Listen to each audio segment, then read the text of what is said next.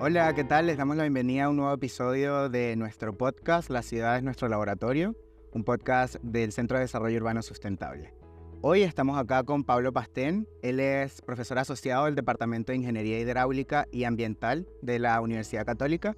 Y bueno, es ingeniero civil, además es doctor en Ingeniería Ambiental de la Universidad de Northwestern. Pero más allá de todos esos cargos académicos, Pablo, primero, ¿cómo estás? Y segundo, quería preguntarte quién es Pablo Pastén, más allá de su perfil como académico, como investigador de CEDEUS, que además eres investigador principal. Muy bien, muchas gracias. Mira, además de todos esos títulos que dijiste, soy esposo de una ingeniera también, ingeniera química de esta universidad, y tengo tenemos dos hijitas, una de hecho acaba de entrar a estudiar ingeniería, acá. Así que creo que la sangre de la ingeniería corre por las venas, sin ponerle presión a la otra hijita que todavía no ha entrado a la universidad. Bueno, ahí tiene una tarea, pero en general, no, como tú dices, no hay presión. A veces toda la familia es de ingeniero y a veces no. En mi caso, yo soy el único que no es ingeniero, así que puedo empatizar con tu hija menor. Muy bien. Y se te ve feliz, así que Exacto, muchas muy gracias. bien. Oye, y a propósito de eso, que me pareció interesante, que dijeras que la sangre de la ingeniería corre por tus venas. Quería preguntarte porque tu investigación está muy vinculada con el agua, los suelos, los metales, pero también cuéntanos un poquito cómo te fuiste vinculando con este mundo, que aparte tiene una historia familiar muy interesante en el río Loa, en el desierto de Atacama, ¿o no? Muy bien, sí. Yo estuve vinculado al agua o la falta de esta agua desde chiquitito. Yo nací en Calama, una región minera por excelencia, donde hay poca agua. Después nos fuimos a Antofagasta y me acuerdo cuando era chico que no era que tú abrieras la llave del agua y saliera agua, sino que venía un camión aljibe a dejarte el agua. Imagínate viendo así. Esa es la realidad en los años 70 en ese lugar. Hoy no es así, pero imagínate que en Chile, en muchas otras partes, hay gente que le falta agua suficiente y agua segura. Y además, mi papá se dedicaba a medir el agua que pasa por el río, el caudal de los ríos, para la Dirección General de Aguas. Entonces, de chiquitito lo acompañé y estuve cerca de los ríos. Entonces, no fue extraño para mí que después me terminara gustando eso. Y además, mi abuelo hacía lo mismo. Se dedicaba a medir el agua que pasaba por los ríos. Entonces, a veces cuando yo me presento frente a niños, por ejemplo, yo digo que soy el doctor de los ríos. Bueno, sí, interesante, el doctor de los ríos y además con un antecedente bien particular, como a pesar de que tu abuelo y tu papá hicieran esto, ¿te imaginaste tú haciendo esto también? ¿O en principio cuando eras niño lo acompañabas y veías un poco cómo era ese proceso? No, sabes que nunca me lo imaginé y tampoco hace poco tiempo me di cuenta de todo esto, empecé a reflexionar de dónde uno viene, de esas preguntas que uno se hace a los 50 Ya. y para dónde va. Y ahí me di cuenta que había todo un sentido. Pero cuando era chico lo que más me preocupaba y que me producía más felicidad era jugar con el agua, estar ahí cuando era más chico y después un poco más grande me hacía preguntas de dónde viene el agua, si no está lloviendo, por qué tu río está fluyendo siempre, o por qué se forman estos remolinos en el agua. Entonces, tenía hartas preguntas. Pero acá, cuando llegué a la universidad, yo quería ser ingeniero estructural, hidráulico, civil. No tenía mucha certeza en cuál iba a estar, pero después cuando fui tomando los cursos, tenía ya una predilección por la parte de fluidos. Interesante. Y con todo ese antecedente, además, y bueno, un poco que la vida te llevó, pero también consciente o inconscientemente fuiste eligiendo. ¿Qué significa para ti investigar estos temas sobre la calidad del agua, los metales, los suelos, y por qué te has mantenido ahí también en todos estos años? Sí, mira, hay otra coherencia también, que a mí como música me gusta el heavy metal. Ya, sí. Entonces, hay coherencia porque mi tema de investigación tiene que ver con los metales pesados. Que los metales pesados, bueno, por ejemplo, uno acá en Chile es famoso por la producción de cobre, mayor productor de cobre, y es súper necesario para los celulares, para toda la electrónica, para construir. Entonces, claramente la sociedad necesita metales, pero los metales en un lugar incorrecto también hacen daño, por ejemplo, en las aguas. Y naturalmente en algunos ríos o por efecto de la industria de la minería, empiezan a haber metales en el agua que cuando llegan a ti te producen daño. Y a veces en el corto, a veces en el largo plazo. Por ejemplo, el arsénico te genera problemas después de haberlo ingerido varias decenas de años. ¿Ya? Y puede ser problemas muy grandes y causar cosas como cáncer, por ejemplo. Entonces, la presencia de contaminantes en el agua tiene impacto sobre la salud de la población y también sobre la salud del ecosistema. Y a quien no le interesa, digamos, tomar agua limpia. Yo veo a mis hijas, digamos, y yo quiero que ellas tomen agua limpia. Yo creo que todos deberíamos aspirar a que haya agua suficiente y segura para todo el mundo. Entonces, yo pienso que a través de mi investigación estoy aportando en conocer más lo que pasa con nuestras aguas, cómo se contaminan, cómo se descontaminan y cómo viene el futuro. O sea, que además es algo tan básico, pero que en este minuto parece como algo extraordinario, ¿no? Pero creo que es interesante porque si uno empieza a ahondar un poco más allá de lo científico, también estudia la vida, porque el agua es eso, ¿no? Como vida. Sin duda, estamos hechos mayormente de agua, pero para vivir tú no puedes tomar cualquier agua. Las aguas tienen distintas químicas y naturalmente hay algunos ríos, por ejemplo, que no necesariamente tú podrías usarlo para consumir agua. Incluso antes de que haya contaminación por industria, contaminación por minería, contaminación por las ciudades. Básicamente cuando pasaron los conquistadores españoles, algunos ríos ya excedían la norma de agua. Entonces, en un lugar como Chile, es importante ver qué fuentes son aptas, cómo se pueden cambiar su calidad a través de sistemas de tratamiento, a través de sistemas que generen menos residuos, a través de sistemas que vayan más hacia la economía circular, por ejemplo. Entonces, en ese sentido, es clave que nosotros busquemos un equilibrio entre el efecto de los sistemas que usamos para tratar y para tener más agua con los efectos en el medio ambiente. ¿Y cómo se vincula eso también con con las investigaciones que ustedes hacen? Porque claro, uno cuando se imagina una ciudad sustentable o una ciudad con desarrollo sustentable, de repente lo primero que viene a la mente en un imaginario colectivo es como una ciudad con edificios bien planificados, con calles bien planificadas, pero la cuenca también forma parte de esa ciudad bien planificada, una cuenca saludable, con acceso a agua. Entonces, ¿cómo las investigaciones que hacen van enfocadas hacia lograr ese acceso al agua y hacia una cuenca que sea saludable y como limpia también? Sí, cuando en la mañana uno abre la llave para ducharse, por ejemplo, cuando abre la llave para tomarse un té, es súper natural que va a salir agua y que con esa agua tú te sientes seguro. Y cuando falta el agua, se generan grandes problemas en la ciudad. Pero es poca la gente que piensa de dónde viene esa agua. Más uno piensa en cómo voy a pagar la cuenta del agua, en cosas así, ¿no? Pero esa agua viene de una cuenca. Esa agua en otro momento, en otro día, en otra semana, estaba en la montaña o estaba en el agua subterránea. Y es súper importante entender cómo llegó ahí y cuáles fueron las características que tenía esa agua antes de entrar a lo que se llama el ciclo urbano del agua. Porque nosotros no podemos desprender el funcionamiento, lo que se podría llamar el metabolismo de la ciudad, de la cuenca. Entonces, por ejemplo, para lugares como Antofagasta, donde yo vivía, el agua que tomábamos o que venía después cuando había agua potable, mucha de esa agua venía desde muy lejos, desde muchos kilómetros en el altiplano, por ejemplo, ¿ya? Alguna de esa agua venía con arsénico, ¿ya? Y había que tratarle, sacarle ese arsénico. Entonces uno podría pensar que la ciudad depende directamente de los recursos que toma de la cuenca, en este caso el agua. Y por otra parte, el suelo donde nosotros vivimos también está condicionado por la cuenca, porque si tú piensas en un tiempo más largo, más extenso, ese suelo fue depositado ahí, por ejemplo, por ríos y traía elementos minerales y sedimentos desde la montaña. Y por lo tanto, el suelo que vemos acá es producto de muchos procesos que, por lo que me respecta a mí, a veces puede tener contaminantes que te pueden poner en riesgo a la salud.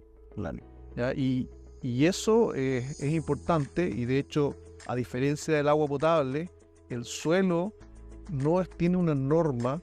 Si tú, por ejemplo, quieres construir una población en un cierto lugar, no hay un requerimiento explícito que diga, mira, ese suelo debe tener menos de tanta concentración de cobre. Y como te explicaba recién, incluso antes, cuando pasaron los conquistadores por acá, ya superábamos la norma suiza de máxima de cobre para suelo de uso residencial.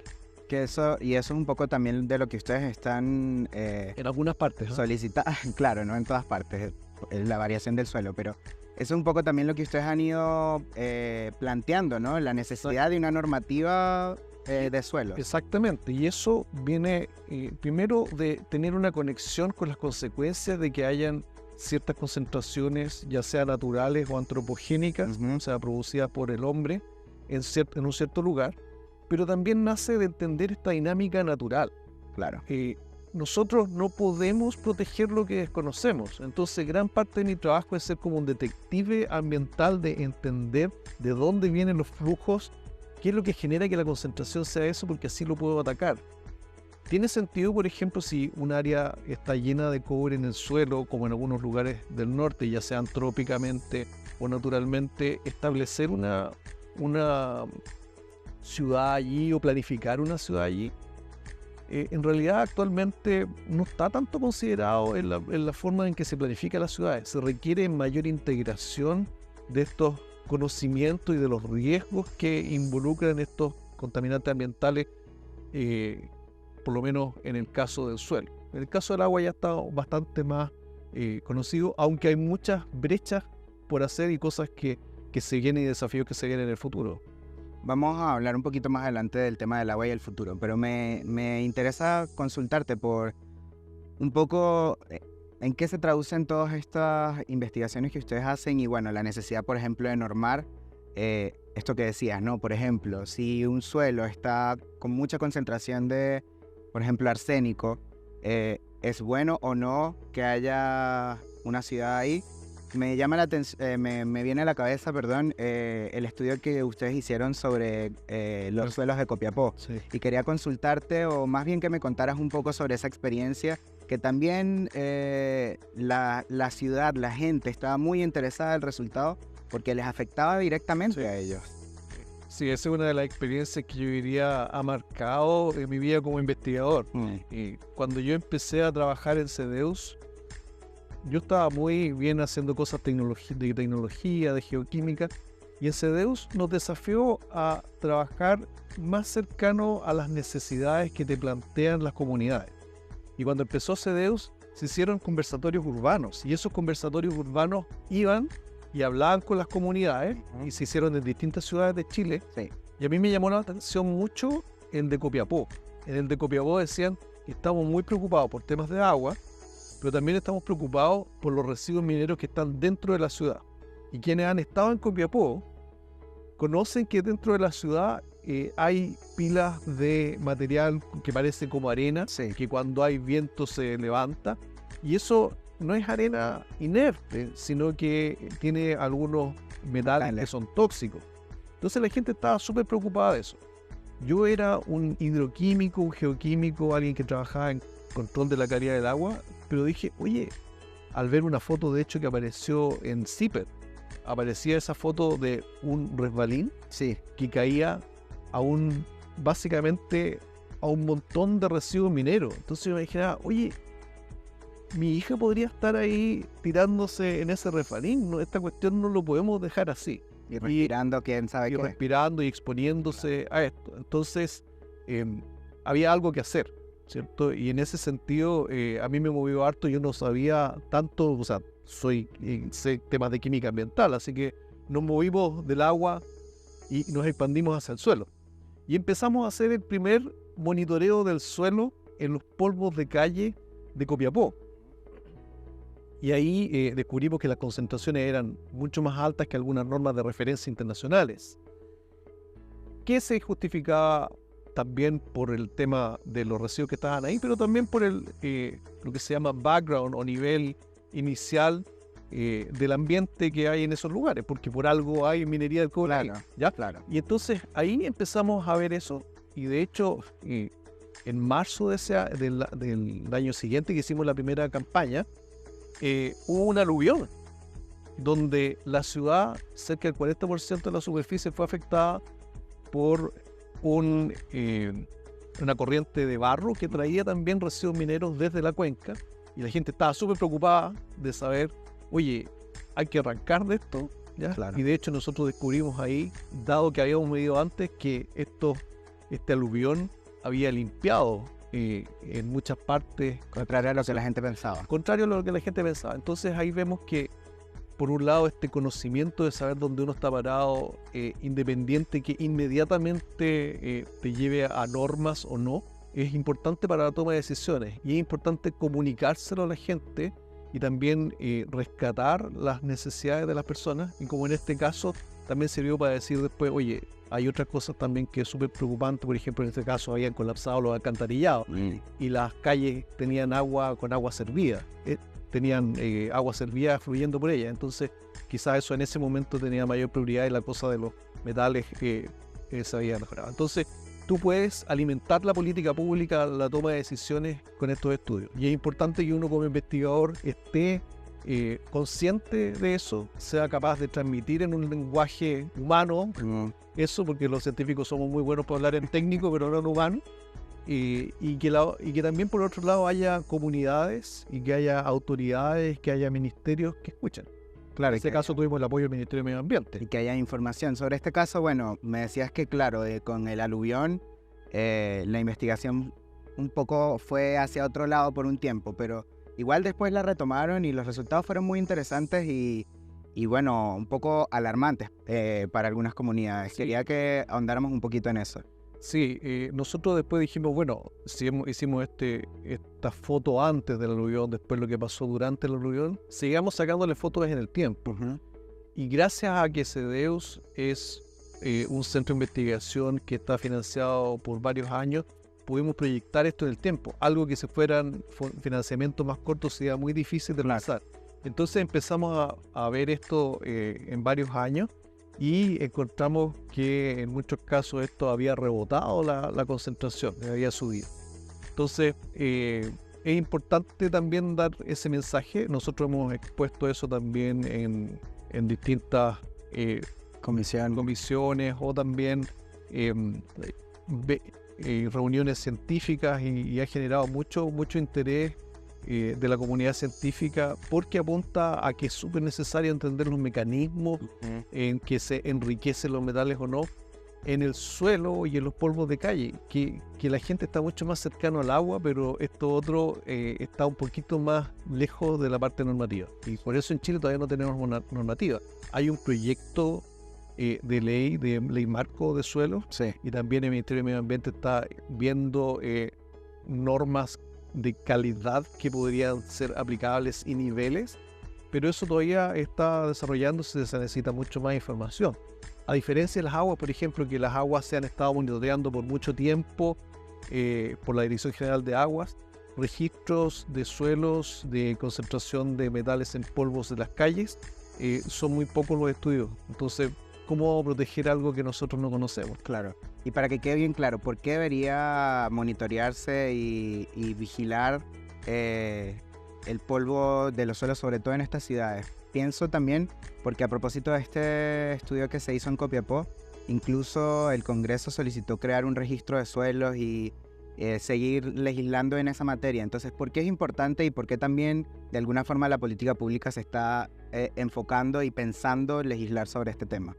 Porque hay un tema central acá, que es un tema que tiene que ver con los impactos sobre la salud de las personas. Mayores concentraciones de algunos elementos generan efectos dañinos en la salud, distintas enfermedades. Eso tiene que ser estudiado claramente por los epidemiólogos ambientales. Nosotros aquí en CEDEUS trabajamos con Sandra Nortés, que trabaja justamente en esa área, correlacionar si tú estás expuesto a tal concentración, esto pueden ser los efectos asociados a tal concentración, y medirlos. Y lamentablemente, cuando tú tienes actividades que no son monitoreadas en todas las variables ambientales, que, como la calidad del suelo, por ejemplo, en el tiempo, se pueden generar condiciones de injusticia ambiental. Que hayan poblaciones que estén más expuestas a algunos contaminantes, y sobre todo si esos contaminantes no están normados, pueden generar situaciones bien difíciles. Se ha hablado mucho de esto que se llama zonas de sacrificio, en donde cuando hay cosas visibles que a la gente le produce irritación en la garganta o cosas así, empiezan a reclamar. Pero imagínate si esas cosas son silenciosas. Claro. Y no es fácil verlo. Que era un poco la preocupación en Copiapó. Que es la preocupación en Copiapó. Entonces necesitas estudiar las tasas de morbilidad, de cáncer, de distintos tipos de enfermedades. Y en el tema del monitoreo, entonces es muy relevante ver cómo varía espacialmente estas concentraciones, porque en Copiapó una de las cosas que nosotros hicimos fue mapear esto en el espacio y generar un mapa de concentraciones en polvo de calle de metales tóxicos. Y encontramos una cosa bien interesante, que la contaminación, por así decirlo, era bien democrática. Está en promedio en toda la ciudad. En toda la ciudad, y todos los estratos socioeconómicos expuestos más o menos a las mismas concentraciones promedio. Pero los extremos eran terriblemente injustos. Los estratos socioeconómicos que están con mayor vulnerabilidad estaban expuestos a mayores concentraciones, porque claramente la gente que vive más cerca de los relaves está en otros estratos socioeconómicos o está en condiciones de viviendas informales o cosas así. Entonces encontramos eso, y eso es una situación de injusticia ambiental, donde están los riesgos distribuidos heterogéneamente por algo como tu estrato socioeconómico. Y ahí se mezclan varias cosas, ¿no? Por eso es interesante cómo, al menos lo que varios centros de investigación y acá intentamos hacer en CDEUS, es medir las investigaciones con distintas miradas, ¿no? Como de una forma transdisciplinar. Quizás esto se escapa un poco, pero tiene relación. ¿Por qué crees tú que la transdisciplina es tan importante, sobre todo en estos casos en que se investiga, claro, el agua, pero las ciudades, la cuenca, las calles, como la ciudad como a gran escala implica varios factores y varias áreas, ¿no? Sí, esto podría ser una analogía como con un equipo de fútbol. En un equipo de fútbol tú tienes distintas funciones, ¿ya? Y necesitas, para que sea un equipo y ganemos, avancemos, en que todas esas funciones interactúen entre ellos y también sean buenos haciendo lo que cada uno hace. Claro. Entonces, como investigadores, nosotros necesitamos jugar, pasarle la pelota a otros investigadores que te den el pase de vuelta y meter los goles en conjunto. Es completamente una labor de equipo. Uno no podría pensar en un equipo de fútbol que funciona con una sola persona, o en donde todos son defensa. Todos son defensa, o todos son delanteros, o todos son arqueros. Entonces yo necesito, por ejemplo, yo soy experto en decir el cobre va a tener tales transformaciones en el ambiente desde que tú lo expones en un cierto lugar en la cordillera hasta que transita por el río y va a distintos lugares. Pero yo no sé cuál es el efecto de esa concentración en la gente que toma el agua con cobre, con arsénico, o en la gente que toca superficies que tienen polvo con esos contaminantes. Claro. Entonces yo necesito a alguien que sea experto en temas de salud pública, porque esos efectos no es como que yo te pueda tomar un termómetro y saber si es que inmediatamente tenés algún problema. Se ve a través de series estadísticas de morbilidad, de incidencia de distintos tipos de enfermedades, y también entendiendo que algunas enfermedades son agudas, otras enfermedades son crónicas. Eso está fuera completamente de mi liga. Claro. ¿Ya? Por lo tanto, yo necesito eso. También necesito, por ejemplo, gente que sea experta en estadística, porque para hacer inferencias de eso, tú necesitas métodos estadísticos específicos. Necesito interactuar con químicos analíticos, porque necesitamos que las cosas estén bien medidas. Claro. Entonces, vas formando tu equipo interdisciplinario. Y también son muy necesarios, por ejemplo, los periodistas que son capaces de transformar esa información a un lenguaje más humano que pueda incidir. Abogados, ¿cómo nosotros convertimos esa información después en, por ejemplo, normativa? Claro. Sí, al final necesitamos de todos para que la ciudad avance, ¿no? Y por eso tener este tipo de centros es tan relevante, porque finalmente tú congregas frente a preguntas que requieren de esta interdisciplina y preguntas que son relevantes para resolver los dolores de la sociedad.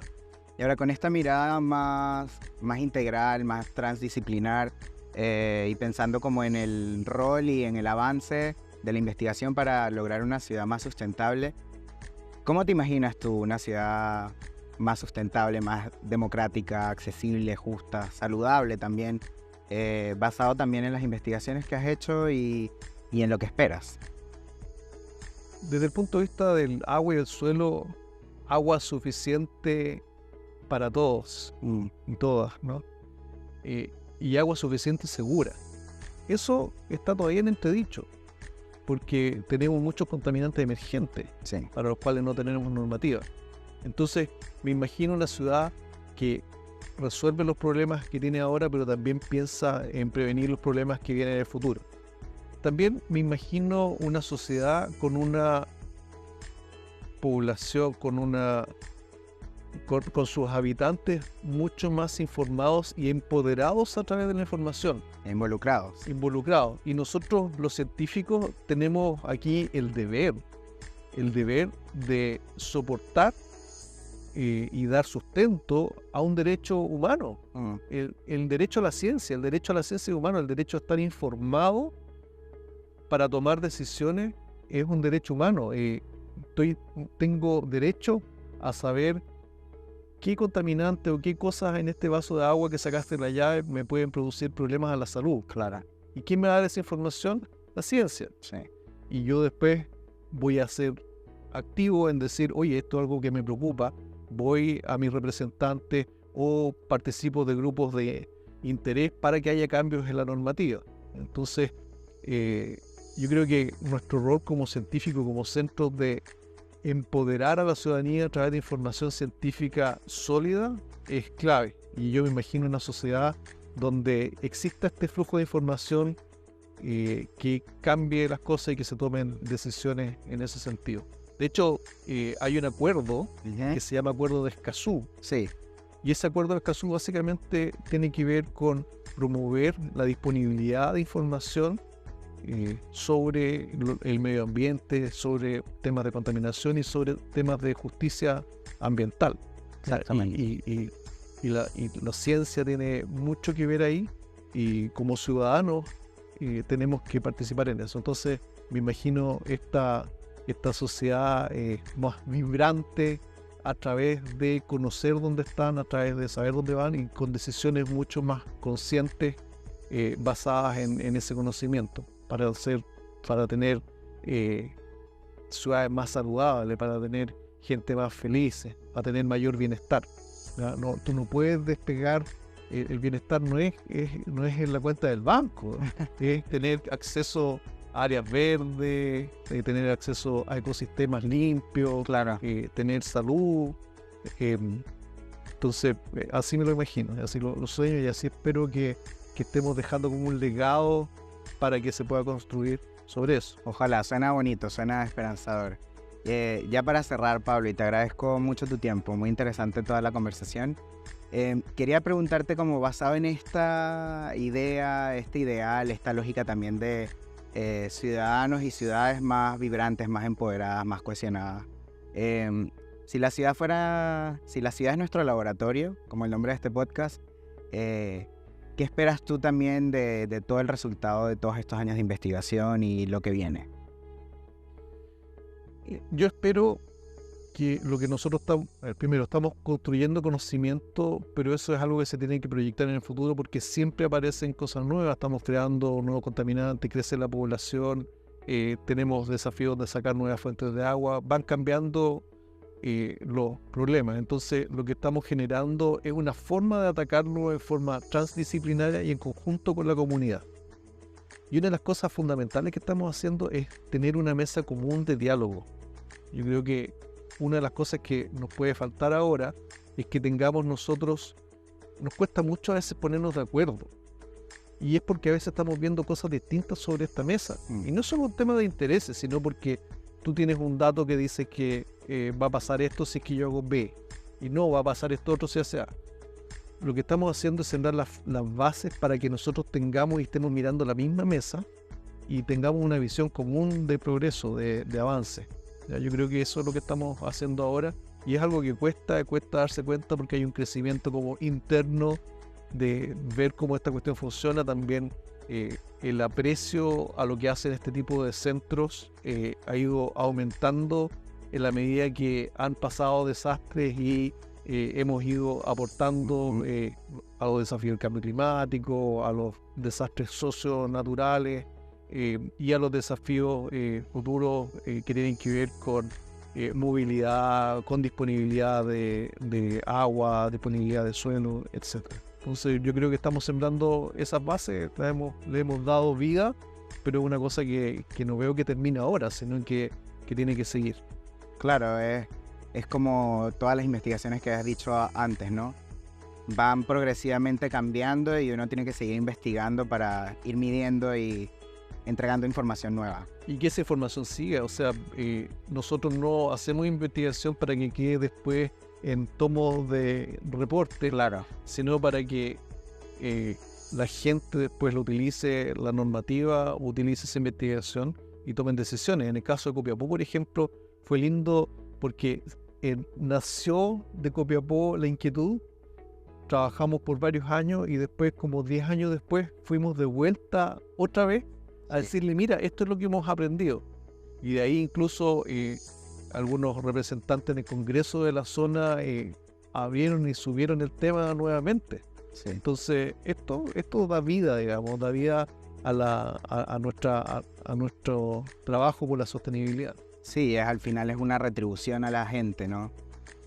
Sí, o sea, ahí cada uno tiene distintas razones por las que está y quiero pensar que hay mucha gente que está y que son científicos, no solo por lo entretenido y lo apasionante que es estos problemas complejos, sino por dejar una cierta huella y que sirva eso para las personas, para los ecosistemas. ¿Ya? Y eso es importante. Muchas gracias, Pablo, te agradezco un montón, muy interesante y bueno, les agradecemos a ustedes también por escucharnos, por mirarnos y nos vemos y nos escuchamos de nuevo muy pronto.